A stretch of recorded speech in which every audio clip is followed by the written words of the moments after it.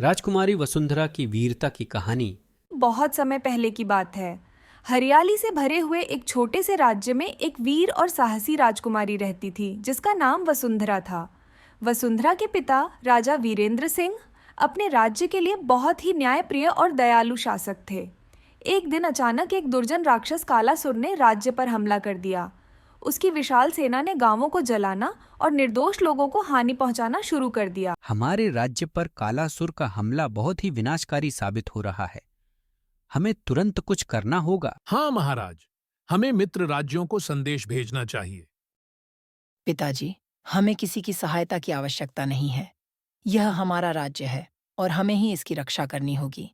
राजकुमारी वसुंधरा न केवल अपनी सुंदरता के लिए बल्कि अपनी बुद्धिमत्ता और वीरता के लिए भी जानी जाती थी।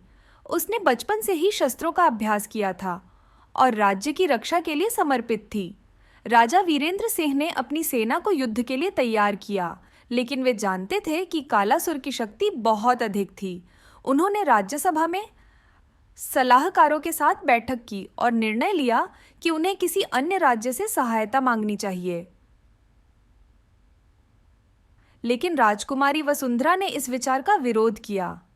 वसुंधरा, यह युद्ध बहुत ही खतरनाक है। कालासुर बहुत शक्तिशाली है। पिताजी, मैंने बचपन से ही युद्ध कौशल का अभ्यास किया है। मुझे विश्वास है कि मैं इस युद्ध का नेतृत्व कर सकती हूँ।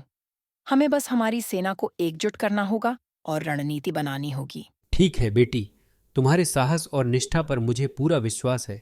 जाओ, अपनी सेना को तैयार करो।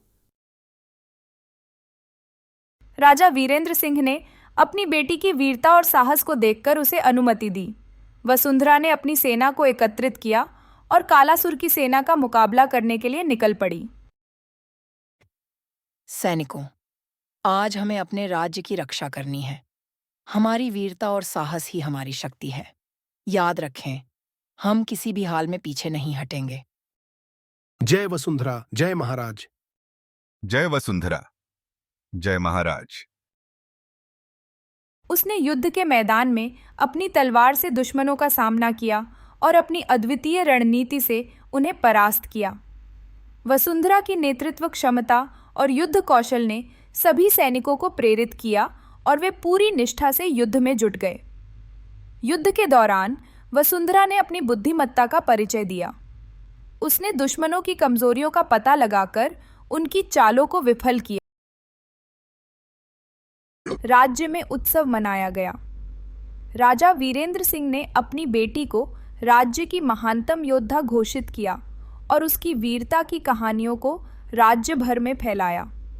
वसुंधरा को वीरांगना राजकुमारी की उपाधि से नवाजा गया और लोग उसे अपने दिलों में बसाने लगे।